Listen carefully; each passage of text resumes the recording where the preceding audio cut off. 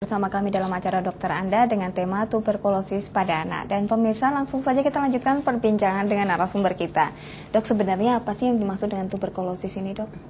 Ya, tuberkulosis itu kan disebabkan oleh bakteri Mycobacterium tuberculosis ya, yang menyerang pada anak-anak itu terutama karena dia masuknya lewat paru-paru, gitu.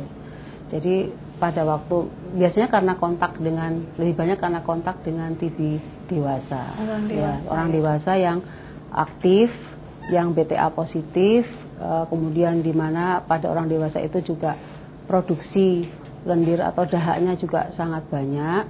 Pada waktu batuk itu akan menyebabkan yang keluar itu akan terhirup oleh anak ya. Jadi kontak erat gitu ya, terutama seperti itu.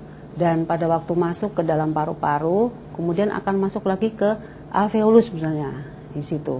Nah, kalau sudah masuk ke dalam alveolus, sebenarnya itu ada makrofag istilahnya di situ yang akan memfagosit daripada kuman tuberkulosis tadi. Nah, cuma masalahnya nanti sebagian besar bisa dimakan, tapi ada sebagian kecil yang tidak bisa difagosit oleh makrofag. Gitu. Ya, dan yang tidak dimakan itu bereplikasi, kemudian di dalam makrofag tadi membentuk suatu koloni, ya, koloni dalam makrofag, dan lama-lama karena bereplikasi kemudian membentuk koloni, makrofagnya akan lisis, hancur, dan kuman TB-nya akan membentuk koloni yang namanya fokus primer. Lah, pangkalnya dari situ. Gitu. Langsung itu ya, Dok ya. Bereplikasi bertambah banyak gitu, jadi fokus primer. Nah, akibat terbentuknya fokus primer, kemudian dia akan menyebabkan penyebaran lewat limfogen ya, kelenjar getah bening akan terkena lewat saluran getah beningnya, di situ akan terjadi peradangan. Nah, kalau peradangan pada saluran getah bening dan kelenjarnya juga mengalami peradangan, itu dia akan membentuk kompleks primer. Nah, dari pembentukan kompleks primer ini, tubuh juga akan berikan respon imun. Nah, respon imunnya untuk memberikan daya tahan juga, gitu loh. Jadi kalau sudah terbentuk respon imun, kuman tidak akan bereplikasi lagi.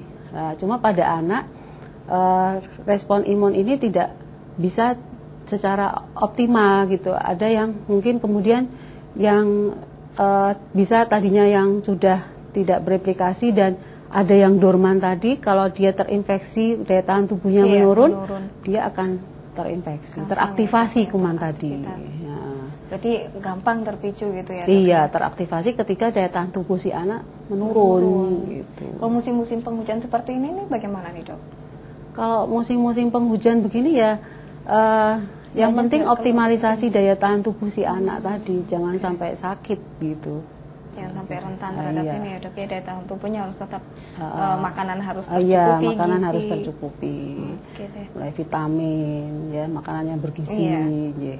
Kemudian, Dok, itu tadi kan mengenai penyebabnya ya, Dok ya. Kalau misalkan anak tadi kok bisa tertular itu dari orang dewasa itu, berarti anggapan orang apabila tuberkulosis ini penyakit turunan berarti salah ya, Dok ya. Kadang-kadang ada bilang tuberkulosis, aduh penyakit turunan, orang tuanya mesti ada, padahal bukan.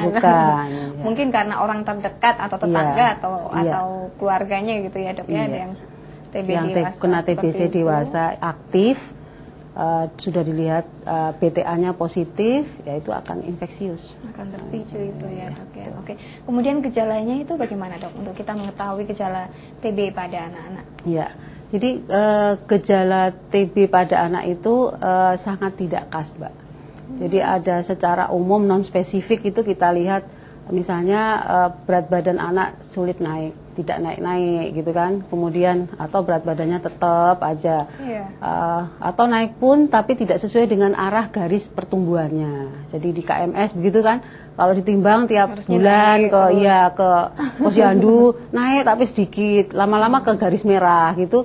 Jadi naiknya tidak sesuai dengan arah garis pertumbuhan. Berarti harus diwaspadai. Iya, betul. Berat badannya. Kemudian nafsu makan anak juga menurun, ya, bisa seperti itu.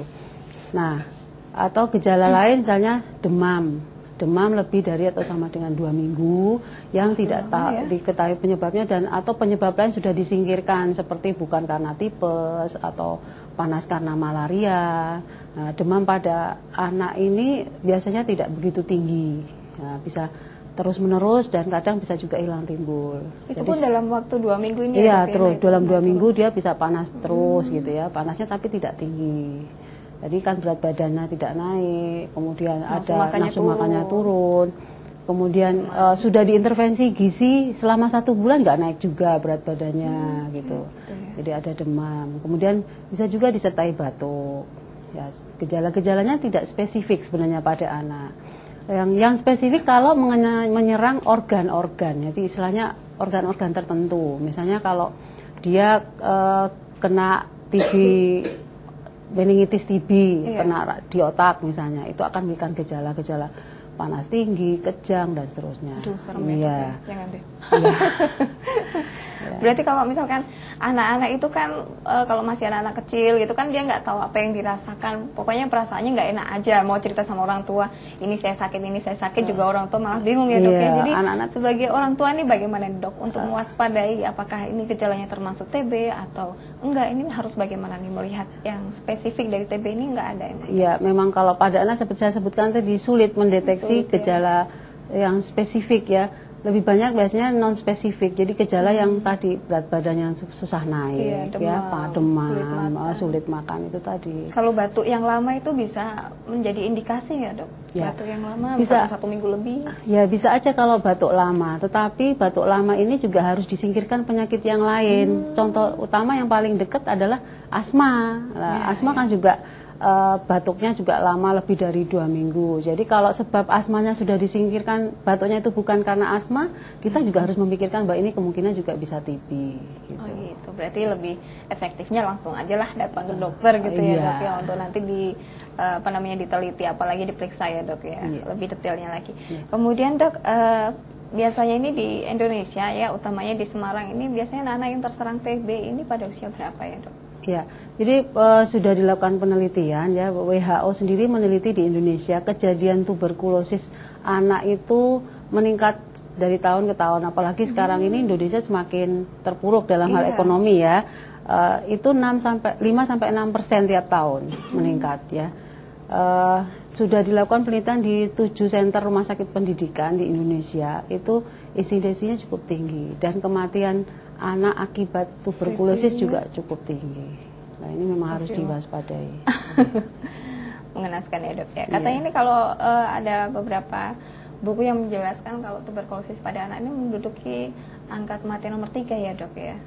Ya bisa jadi kalau yang sekarang ini bisa sangat ini ya, betul. Mengenaskan ya dok, sudah terpuruk di ekonomi, terpuruk di penyakit ini betul, juga ya. Karena kejadian tuberkulosis ini tidak hanya negara berkembang, tetapi juga di negara maju juga sekarang juga mulai tinggi lagi gitu. Berarti tidak semuanya nih ya dok ya. Biasanya mulai usia berapa nih dok? Yang paling banyak? Paling banyak 1 sampai 5 tahun. Paling banyak. Usia paling rawan itu ya dok, paling sensitif, rawan. mereka daya tahan tubuhnya juga rendah, jadi betul. gampang terserang ini. Mungkin kalau anak-anak dengan konsumsi ASI full dari ibunya mungkin bisa agak-agak turun ya dok ya.